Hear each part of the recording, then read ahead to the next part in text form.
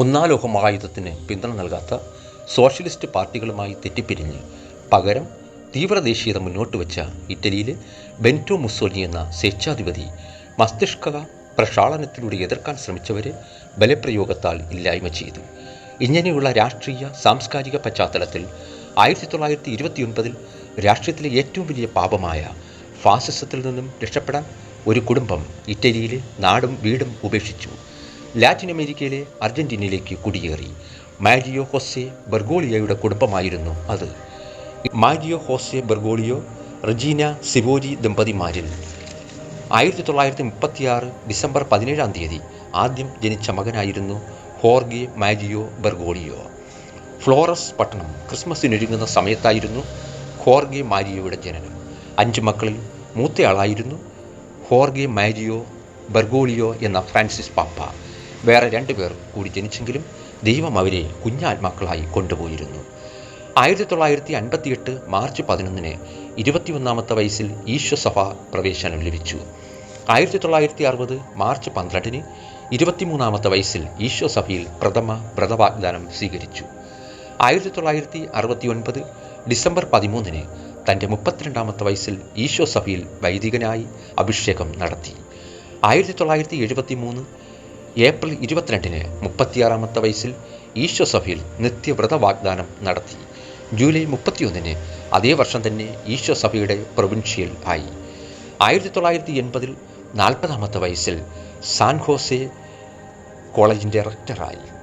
1986 50ാമത്തെ വയസ്സിൽ ജർമ്മനിയിൽ ഡോക്ടറേറ്റ് പ്രബന്ധം അവതരിപ്പിച്ചു.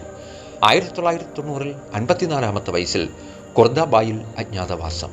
1992 മെയ് 20 55ാമത്തെ വയസ്സിൽ ബ്യൂണസ് ഐറസിൻ്റെ സഹായമെത്രാനായി.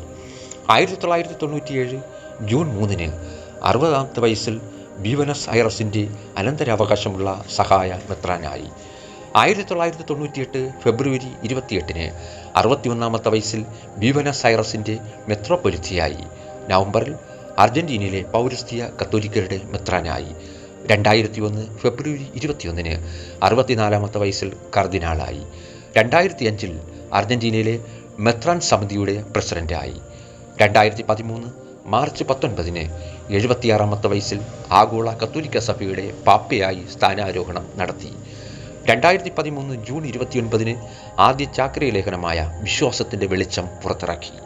2015 രണ്ടാമത്തെ ചാക്രിക ലേഖനമായ അങ്ങേക്ക് സ്തുതി, 2020 നാം സോദരർ എന്ന ചാക്രിക ലേഖനവും 2024 ഒക്ടോബർ 24 തൻ്റെ 4ാമത്തെ ചാക്രിക ലേഖനമായ അവൻ നമ്മെ സ്നേഹിച്ചു എന്നതും പുറത്തിറക്കി.